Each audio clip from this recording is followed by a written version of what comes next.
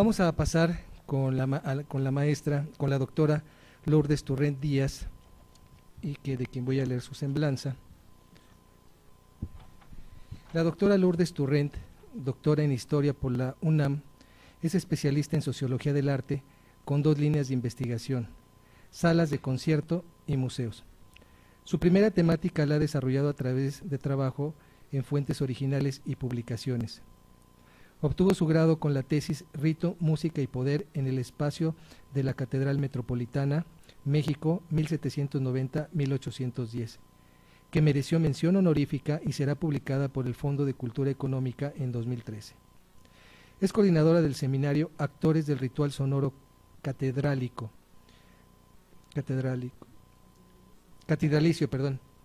sede Ciudad de México, del que ha derivado un texto titulado Autoridad, Solemnidad y Actores Musicales en la Catedral de México, 1760-1850, empresa en el Ciesas. Es autora también de La Conquista Musical de México, publicada por el Fondo de Cultura Económica en 1996 y reimpresa en el año 2004. Obtuvo el título de licenciada en Sociología en la UNAM y completó los estudios de ejecutante de fagot en el Conservatorio Nacional de Música y la Escuela Vida y Movimiento, con los maestros Michel Donovan y Kirland Ferris y Lazar Stoichet. Entre 1970 y 1990 fue atrilista en la UFUNAM y en diversas orquestas de la Ciudad de México.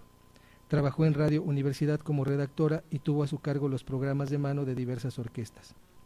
Su línea de investigación en museos la ha desarrollado como directora general del Centro de Arte Mexicano, en donde coordina la maestría en museología que se imparte desde 1997 con reconocimiento de validez oficial de estudios de la Secretaría de Educación Pública. Ha dirigido numerosas tesis de maestría, una de ellas publicada, Nuevo Chipícuaro, una historia, un museo, de María del Carmen Cervantes Ayala, y el trabajo de Cintia Acevedo Cruz, Herbario de Plantas Medicinales, libro alternativo, el Museo de la Medicina Tradicional, que concursó como mejor tesis sobre museos en 2006. Actualmente imparte la cátedra de Introducción al Pensamiento Museológico, misma que ha dado origen a un seminario que reflexiona sobre museos. Adelante, doctora. Lucio, gracias a todos por estar aquí, por la invitación de Lucio, a mis colegas de mesa, les agradezco especialmente sus ideas.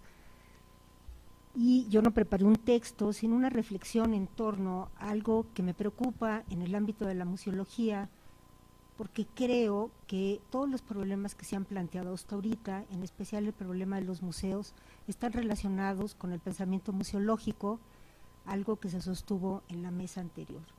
No estoy saliendo del tema, estoy entendiendo que economía en su origen se entendía como administración de la casa, y una casa bien administrada tiene que empezar por preguntarse qué es. Estoy convencida que uno de los principales problemas que tiene el museo es que quienes lo sostienen, quienes los proponen y quienes los dirigen no saben qué es el museo. Esta es una invitación a hacer una reflexión en torno a los museos, porque les pongo como ejemplo lo que se ha discutido a lo largo de estas mesas. Se habla de museos y se toca el tema de patrimonio cultural y natural. Se habla de políticas, se habla de políticas culturales, asistencia pública, gestión cultural. Se habla de producción cultural, desarrollo comunitario, cohesión, identidad, pertenencia. Si nosotros entendiéramos que todo esto es el museo y el museo fuera tan complejo y necesitara de todos modos una definición, ¿por qué este evento? Si nosotros supiéramos con claridad qué es lo que pretendemos hacer el museo y cómo administrarlo, ¿por qué reunirnos para platicar con él y hacer un planteamiento tan complejo y tan diverso en torno a una institución que es innegable, nos plantea muchas preguntas? La verdad es que se trata de una institución positivista científica que se enfrenta a la realidad posmoderna con graves problemas. La lectura y la exposición de objetos que han sido leídos y releídos y recontextualizados y que, como sabemos, en muchísimos museos no llaman la atención del público. Uno de los problemas que tenemos es el público. Y si quiero tocar el tema de esta mesa, el otro problema grave que tenemos es la falta de lectura clara que hace el mundo internacional, el derecho internacional y el derecho nacional en torno a las instituciones culturales. La verdad es que el museo no es visto con claridad por el espacio legislativo frente al cual operamos. ¿Por qué no tenemos visitantes? Una de mis respuestas es porque el museo ha cumplido con su papel, ya transformó la mente de las gentes pueden leer los objetos desde un punto de vista positivista. ¿Y qué más? Quieren leerlos como objetos laicos, científicos, recontextualizados desde el ámbito de la forma. Pero el mundo posmoderno, barroco y complejo, lo que hace es que una y otra vez le hace preguntas al museo que el museo, la verdad, no puede contestar. Lo que yo hago en mis cursos es proponerle a los estudiantes volver al origen, porque solamente una visión histórica, y no es porque yo sea historiadora, pero de verdad creo que esto es necesario, nos puede llevar al replanteamiento de cómo surgió el museo. Estoy de acuerdo con el maestro Lanz. El museo nació como un espacio que se contraponía a los sistemas educativos del antiguo régimen. Es verdad, el museo no es solamente un espacio en lo que se ha convertido, es decir, es la exposititis, como una amiga mía dice que hacen los centros culturales eventitis. Es decir, se montan objetos para que la gente, el público en general, que no existe, cada museo tiene su público, entre a ver objetos. La verdad es que el museo nació como una especie de academia, taller, laboratorio, centro de investigación, con un claro papel educador, pero no educador primaria. Por eso a mí me preocupa el que se piense del museo como un espacio que solamente se debe trabajar con sed primaria.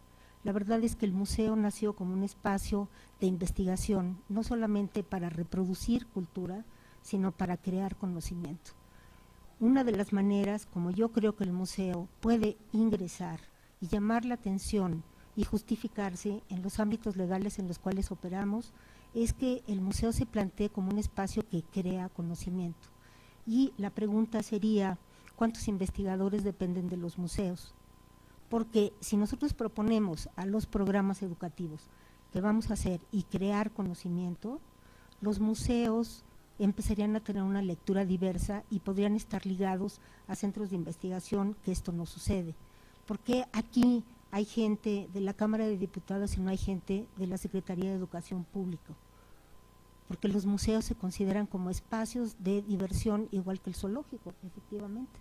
Los museos no se consideran como creadores de cultura y por eso es que económicamente no podemos dar una respuesta a la demanda que nosotros mismos nos hemos planteado, porque los propios directivos de museos no sabemos muy bien qué hacer con esos objetos que tenemos en casa. Empezar porque no todos son necesariamente monumentos, tan solo son documentos de cultura. Y la verdad no solamente tienen que observarse y venerarse como objetos que tienen una cierta lectura, sino que deberían de ser objeto de estudio, porque lo único que hace el museo es que de hecho recontextualiza objetos y les da diversas lecturas.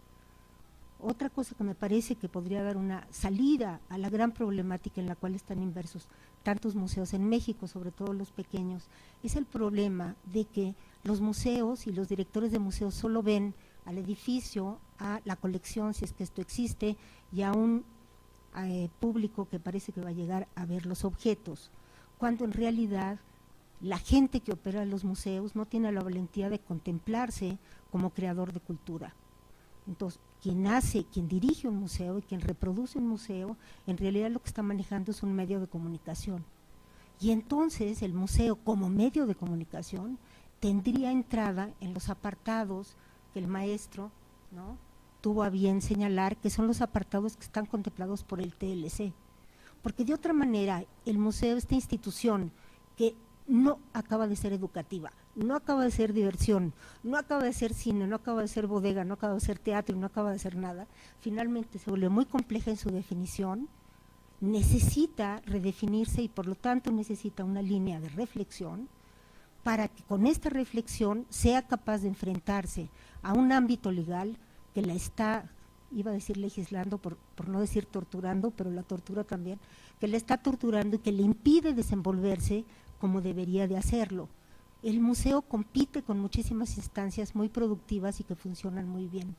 El museo deja de convocar a la gente. Y no solamente es un problema de estrategia, de exposición de objetos, es también un problema de lectura de objetos. Los objetos son leídos y vueltos a leer, y vueltos a leer otra vez de la misma manera. Quien ha ido una vez y otra vez, y hablo de uno de mis museos más queridos, ¿no?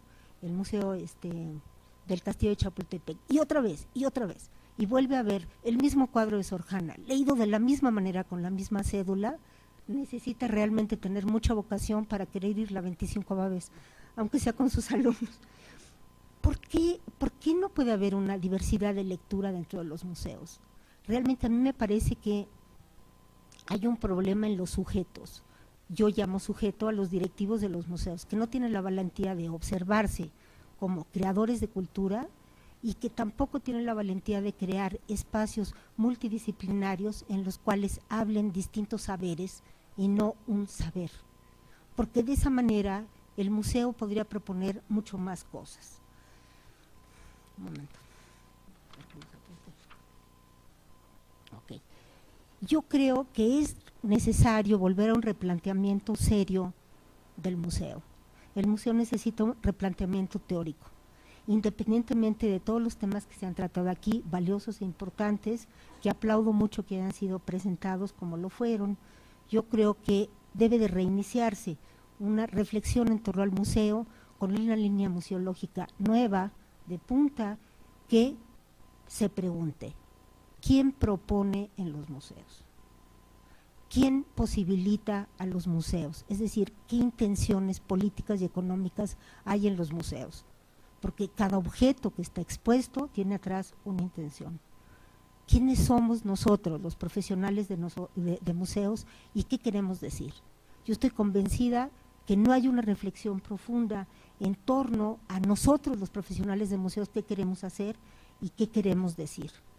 Y creo que tenemos que dejar a un lado esta tendencia a hacer exposititis y empezar a pensar en el museo como un espacio de educación y creación de cultura, pero no a nivel de primaria, sino a nivel universitario. Y aquí pregunta: ¿es cierto que los niños de primaria son invitados a visitar los museos? ¿Cuántos universitarios son invitados a visitar a los museos? ¿Cuántos investigadores son invitados a visitar los museos? ¿Cuántos investigadores pueden conocer los depósitos de objetos? ¿Cuántos investigadores especializados en el mundo mesoamericano han podido visitar el depósito de bienes que hay en el Museo Enorme Nacional de Antropología? La verdad es que nuestros museos se han convertido en galerías. Simplemente nos conformamos con poner, como si fueran escenografías, como si fuera la sala de nuestra casa, y hace falta la investigación, una línea educativa seria y de fondo, y sobre todo una discusión respetuosa, que permita a nosotros, los profesionales de museos, llegar a una conclusión de qué son los museos, o qué tantos museos queremos, qué tanta tipología de museos queremos, los que sean expositores, los que no sean expositores, los que se dediquen a la investigación. Y de esta forma, me parece a mí que los museos puedan entrelazarse y responder a su problema económico, porque ciertamente hay fondos para la investigación, ¿eh? Lo que no hay es fondos para montar exposiciones, bueno, pero sí hay fondos para hacer investigación en torno a los objetos que se exponen. Entonces yo creo que debemos de replantear al museo, para que este problema de la administración del museo, este problema de la economía del museo, la administración de la casa, sea una administración claramente dirigida y pensada. Muchas gracias.